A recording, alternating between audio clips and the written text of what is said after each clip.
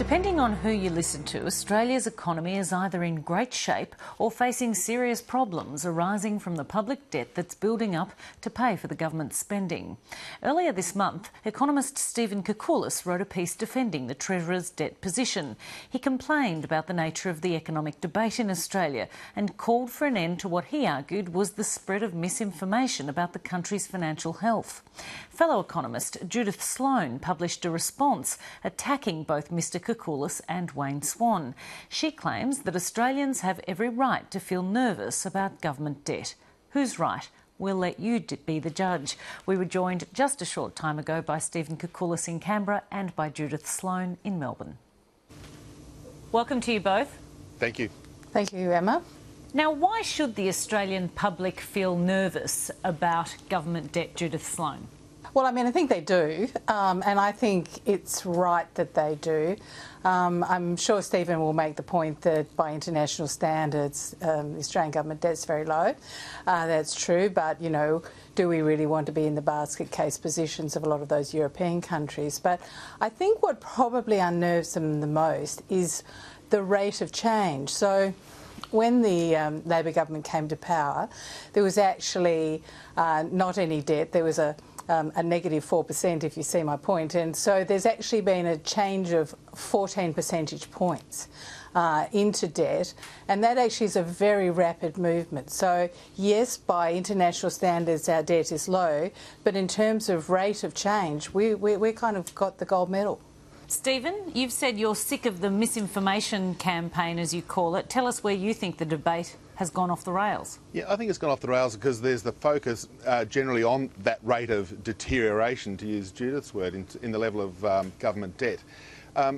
It's interesting that in that period where we've gone from financial assets of minus 4% for government debt to around about 10% now, it's been the very time that the rating agencies have upgraded Australia and locked in that AAA from all three rating agencies, so they don't have any fear. I also would notice that the bond market, the government bond market, that is the interest rate and the level of government debt by definition that we're talking about, the yields there are stunningly low. They're near historical lows, and the difference between our yields and those in the US, for example, or in Europe, are not much wider than they normally are. So from the perspective of does it matter, where's it showing up in this concern, I can't see where it's showing up anywhere in the financial markets. I can't see it showing up anywhere in the real economy. If it was a problem like it is in Greece or Italy, well, you'd be in deep recession, you'd have massive austerity programs, and we're nowhere near that at the moment. Judith Sloan, you don't give the government any credit for keeping Australia out of recession for the past 5.5 years. Why not? Well, I'm not sure that's true. I think they definitely spent too much and they wasted money. Whenever a government spends money where the costs are greater than the benefits, we must be worse off. And I think there was way too little attention paid to the quality of the spend. Look, I mean, I think whoever had been in government at the time the GFC hit, they would have done something. And I think probably the cash handout is what they would have done. They would have supported the banks through the deposit guarantees and the like. I think my criticism goes beyond that. It then became a point where, hey, this is quite enjoyable for a Labor government. You know, this was pressing the right kind of buttons, and so that they could end up, I think, spending a lot of money wastefully because it was actually quite in keeping with their sort of political tendency anyway. Where is the waste? Where was the waste, in your view? Well, of course, you know, they were just all over the place. So the Building Education Revolution, which was, I think, a very unfortunate name, we were spending way too much. The value for money was appalling. And, of course, the home insulation program was a disaster, and they had to cut that off. They had to kill that off. Now, I mean, let me be upfront. I'm not much of a Keynesian. I mean, I'm a great believer that this needed to get sorted out, and I don't believe in this, that a government should do whatever it can to keep an economy out of recession. I mean, David Gruen, one of the executive directors of the Treasurer, made that point, and I think he's completely wrong. There comes a point when a recession, hopefully a mild one, actually can be quite useful, and that's what should have been allowed to be done. Stephen? Oh, look, I'm all for avoiding recessions at all costs. They're nasty, they're hurtful. At all costs? Well, it almost, yeah, well, if you can do it, I'm all for it, because you just have to look at some of the information that's coming out of The Lancet. Did a survey and an analysis of the health implications of the austerity measures in a number of countries in Europe, and suicide rates are up. The very high, 25% plus unemployment rate in Greece and Spain are really hurting people, not just because they're unemployed, but there's health consequences. So I am a Keynesian, and I think that the issue that we've got to remember in all of this, and the wasteful spending, which is a definition that I would never use, it did keep the economy out of recession. It did cause the economy to grow. And the interesting thing now about this wasteful spending is that I'm sure on Tuesday the 14th, when we see the budget numbers, the share of GDP that's accounted for by government spending will be below the average of the last 25 or 30 years. Government spending is not the problem at the moment. It's the fact that we've got low inflation, that the terms of trade are trending lower, commodity prices are down, and the Australian dollar is very strong, that we're not seeing the automatic stabilisers kicking in when the economy is doing very well. And in fact, I'm a little bit more worried about the recent softness in the economy, that the fact that unemployment's drifting up, that economic activity appears to be just cooling off a little bit, than I am whether the deficit's going to be 12 or 15 or 18 billion dollars on budget night. It does seem, Judith, that part of the debate here is around the measures of a government's success, how you actually define a government's economic management skills.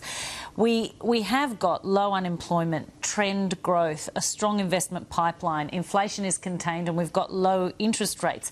Doesn't that demonstrate to you some level of competence in this government's management of the economy? So why the hell would we have been running deficits in the last 3 years? I mean, if it was all so hunky-dory. The deficits have caused those good outcomes, Judith. No. You're looking at it the wrong way around. And no, they are violating the Treasurer's own rules, which basically he's telling us that they're going to run surpluses on average over the course of the cycle. There is absolutely no way this government is going to do that. So why would they actually set up these rules themselves? I mean, let me put it another way. Had we not had this debt, and bear in mind we're servicing the gross debt, not the net debt, forget the net debt, we are actually spending in interest what would be the annual expenditure on the National Disability Insurance Scheme. So the idea that we've loaded up the future taxpayers for who knows what purpose, there is a really big cost at the moment. Stephen Koukoulas? Look, the gross debt argument that's the one that irritates me the most, because one thing that we've got to remember about the government bond market is that it actually supports capital markets. The Treasury, APRA, Reserve Bank and financial market participants all got together a couple of years ago and decided what should we do with the bond market. That is the level of gross government debt. It's going to be going up every single year for the next 20 or 30 years, I hope, because what we need to support the capital markets is a deep and liquid bond market. We've got Joe Hockey talking about a 50-year bond being issued in Australia. That's the government borrowing money for 50 years. He's suggesting that, as far as I can tell, to provide some sort of market security there, that when there is another crisis, or if there is another crisis in 1, 3, 10, 20 years' time, whenever it happens to be, that the banks have got access to government bonds, because the government will repay them. They're AAA rated, they're as good as gold. And in fact, the problem with the Australian level of gross debt now, and this is the Basel III requirements for looking after the banks in the post-GFC world, is that we don't have enough debt. And Australia is one of only two countries, the other one being Singapore, that got special dispensation because they don't have enough debt to look after the banks, and the RBA is now guaranteeing the bank deposits. So we've got gross debt that's ridiculously low. The question is, what do we do with the bonds that we issue that we don't need?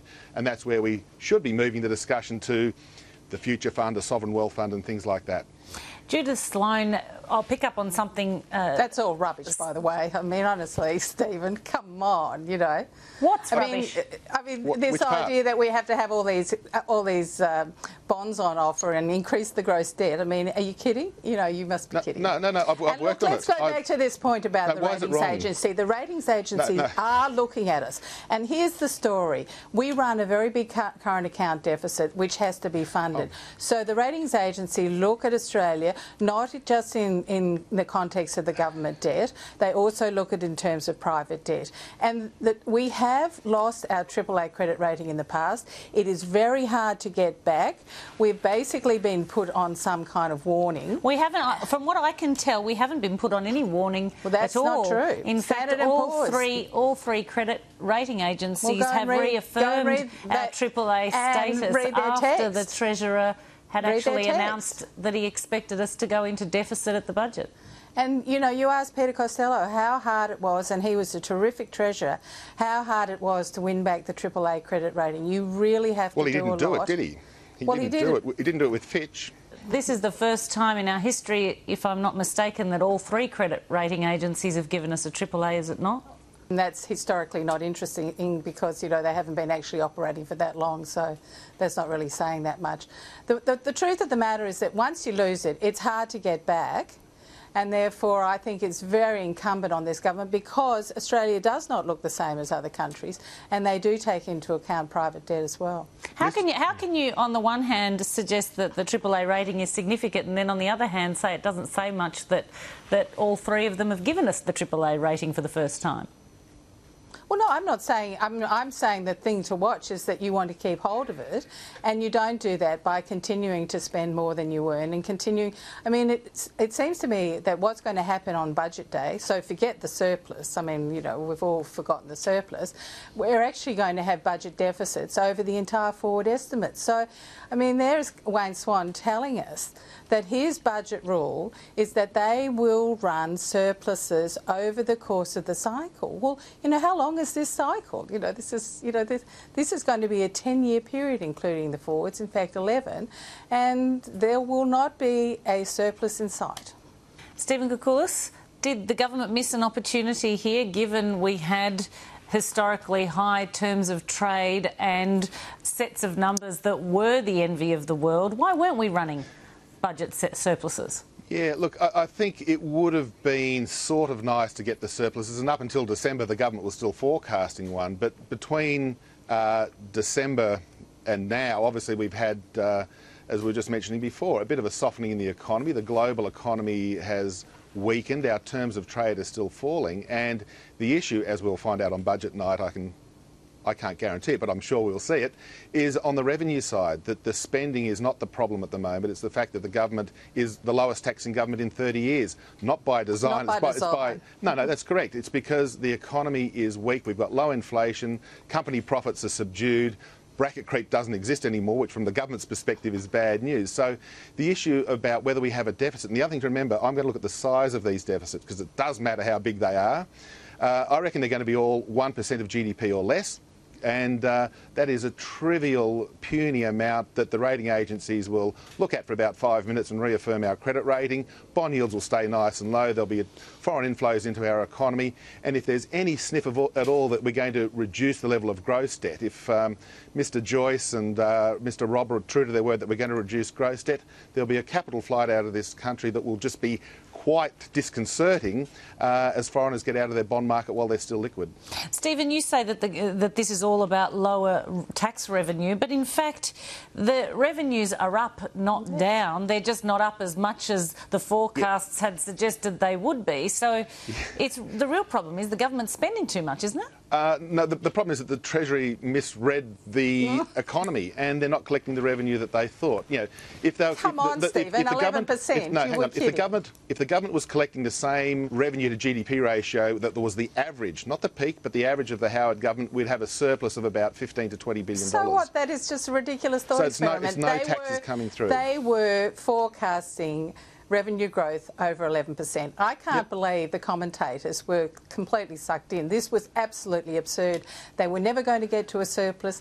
There is even a theory around that they never intended to get to a surplus, and now they're going to have, you know, this coming year and into the forwards deficits again.